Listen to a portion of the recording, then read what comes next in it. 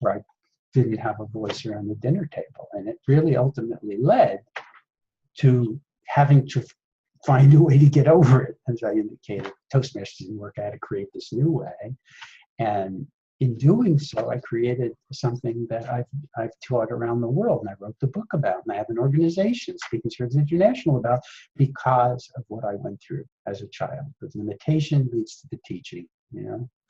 So, and it's interesting for you, if any of you want to think about what led to your teaching, and that could be useful in finding a very short story to open a talk with. You know, just as an example of the timing of how it might sound, I'll give you an opening sentence from a story I've told. And there's the applause and look around. I really see and love the people. And I find one who's right there. About 15 years ago, my mom was dying, and I was sitting by her bedside. Full breath.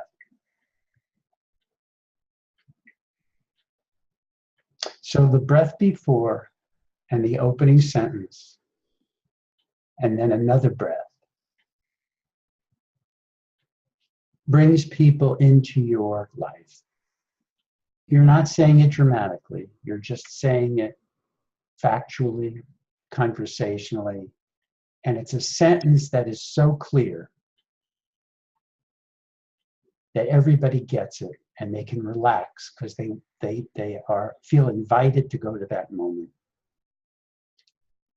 Now, in that moment, my story continues, that she wasn't able to speak, so all I could do was just be silently with her eyes. And in 5 minutes of that, just being with her eyes, being with each other with no words, I saw her better than I'd ever seen her. Yeah. It brought me to an understanding of how important listening is. That the stillness behind the words is what communicates our essence. So that's a piece of my work that I could use an opening story to get to, and then go on to say, so I'm going to talk about how we can use listening to be better communicators. Something like that. So it's a brief story that brings people into your life, into a learning, into a turning point that segues into what I've done. You know, that I studied this, I studied that, and that, and I love to talk to people about how to whatever, or what I know, or my ideas or suggestions around this topic. If you do a 2-minute opening like that, you're way ahead of the game. And you could do this in business. Now, it doesn't have to be, airy-fairy, or what some people say, woo-woo. It can be business. You know, it's a business. It could be a business story. You don't have to do it like this. You could do it. Hey,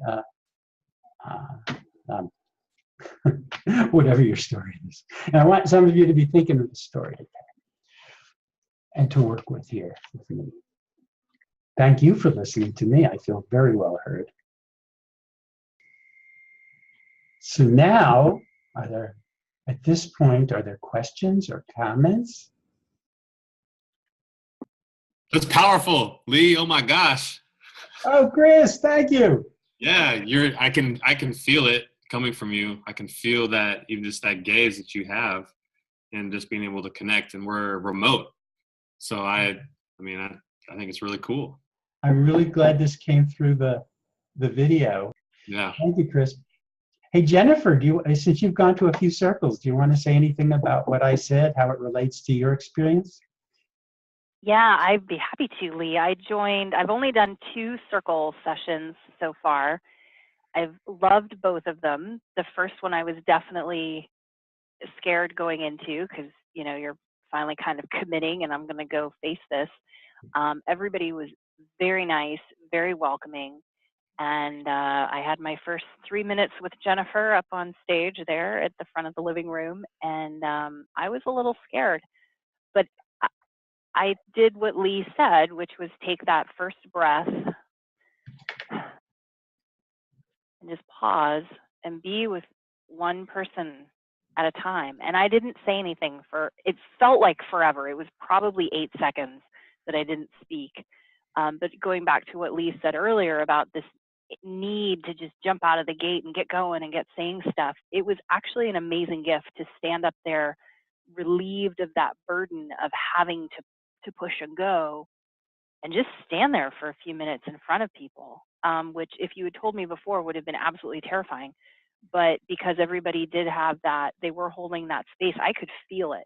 And it was a really powerful gift to just stand there for a little bit and not have to speak on demand. And then I started talking and I had no idea what I talked about and I can't remember it. The second speaking circle I went to, well, when I finished the first one, I left and I was driving home and I went, oh my gosh, that was fun. Who would have thought public speaking could be fun, especially in a group of strangers? But I noticed some shift, and I haven't been able to articulate, but I just noticed a little bit of shift in kind of the underworld of that anxiety. And then the second one I went to just last Thursday, and as Lee said, you do 3 minutes and then 7 minutes, and that 7 minutes felt like it was 30 seconds. And I noticed I was really able to, paradox is I got out of my head more, and I was a lot more with my storytelling. I was really able to be with the points I was kind of where I was going in my story rather than, oh my God, I'm having an anxiety attack, So it's powerful. And I really appreciate it. And I did just have a call this morning where my boss said, hey, do you want to give everybody a quick update on this thing? And I'm like, no. But I did, and I took that breath, and it really helped. So I'm grateful for the breath. Thank you, Jennifer. Okay. Felicia, did you have any question or comment? I guess I'm just putting myself in my students' shoes, and I'm wondering, like, if they're doing a presentation on whatever the topic is for that class, is it always appropriate to do a personal story first, or is that in just some situations? It's always appropriate to do a story. It's okay not to, but and some people, if you're not comfortable, in other words, you need to be comfortable with the story in that situation. You can't just try it. Ooh, I hope it works. You have to sense that this is what you would say to these people, that this is what you want to say to these people to introduce them to you. So you need to have that confidence. But I think it's always appropriate. I've worked with a scientist who first thought I could not possibly tell a story to my scientists. They just think it's so woo-woo to tell a story. But then I kept talking and found one that was absolutely appropriate. And she, oh yeah, sure, I could do that. She didn't see it as a story. She didn't realize a story doesn't have to be an anecdote about something that happened. It could be something that comes from a personal place, and sometimes that's good enough for what I should call a story. So yeah, I think it's always appropriate. Thank you. Jim, do you have a question? Well, I was kind of going through your story, and I think that what you're saying is right. My storyline is very similar to what you grew up with, is children were to be seen and not heard. Mm-hmm. And that rings through my whole lifetime. I always made it a point to, with my children, to make sure that I heard every syllable, every word, every paragraph that they had to say, to make sure that they had a feeling of self-worth and somebody was going to listen to their story, good or bad. I bet they're doing good now. Yes, they are. They're doing very, very well. Jim, do you know how rare that is to have a father? Pardon? Like you? Do you realize how rare it is to have a father like you who does that? I don't know, but yeah. I made sure they had their time and their space, and I heard every word. I bet they don't have public speaking anxiety. No, they don't. My daughter's doing very well. My son is the manager of a restaurant, and he is not afraid to get up in front of a group and talk. At a moment's notice, he'll get up there and do that. Wonderful. So it broke from your tradition, where because you didn't get that kind of listening, you had to go through some anxiety in front of groups, right? Yes. Yeah. I suffer quite a bit, and I admire him so much because he can just jump up right up, give a talk to anybody at any time. He's a pretty fantastic guy. And my daughter does the same thing. See, what They're they both got, exceptional. what they got from you, Jim, Uh-huh. is what I I'm do. hiding behind the chair and they're in front of the microphone. Right, because you had those experiences in childhood. What it takes, I've come to believe, is corrective experience, positive experiences, giving you the kind of listening that you gave them. Yeah, So that's true. what- I remember that oh, your father's coming home, don't say anything. yeah. I can hear that. So. Well, when I started this work in my late 40s, I was the deer in the headlights myself, and I created the work for myself. So I learned. I actually, what I did was I created a protocol where I was asking people to listen to me in a way that would heal me.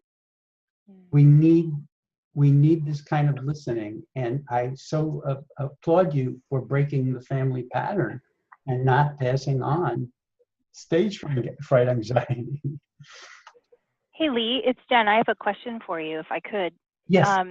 If you could talk a little bit about how, so we go kind of the progression. So you start in the speaking circles and healing, these healing experiences, and then how does one take it out of that into a non-speaking circle environment? Like, and then how do you also do this on a conference call where you don't have the eye contact? So kind of two separate questions. One is, how do you do this on a conference call? And the other is just, what is that process of evolution that people go through from going from the safety of the speaking circle kind of out into the big wide world and taking that safe place with them? How does that happen? Yeah, there's a number of people who've done that. What's happening in the circle, Jennifer, is that what's happening with you in your two circles very quickly is that you are embodying this availability to the listening.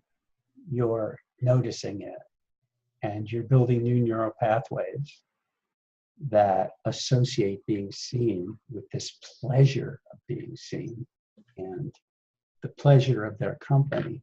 So as you go, as people who do this in a safe greenhouse environment, go into the other groups, quote, the real world, as if the circles is not the real world, you start to notice the available listening because you know you deserve it. That's one thing. You know that you have it coming because you've experienced it in circles and people, and you come to trust. Maybe at first, newcomers to circles, they don't trust that the listening is real. They think it's because I've asked them to listen in this way. But after a few more circles, you come to trust because you know when you're on the other side, when you're sitting there, that you are what you are feeling for the wonderful people up there who are just being themselves and being real. So you begin to trust that the listening is real and that you deserve the listening. And you go into these other groups, and which are not as listening oriented, but you'll start to notice the people who are listening. Now, it used to be when I started this, I would be in an audience and I would see the person, I'd see people who were just there. Their eyes were there, but I thought they had contempt for me because I was still projecting my family onto them. But with a few speaking circles, you start to really see them. It used to be when I was first starting, if they weren't going, I thought they hated me. I would see a neutral face and thought they were judging me.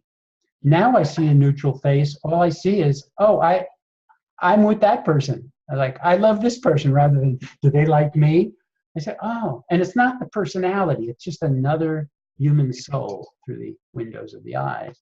And then you start projecting, we'll call it love, okay? You start projecting positive receptivity to more and more people, and they start kicking in. And people who maybe were neutral or not that interested at the beginning, something's going on in the room where the person up front is truly available. This is so rare among leaders.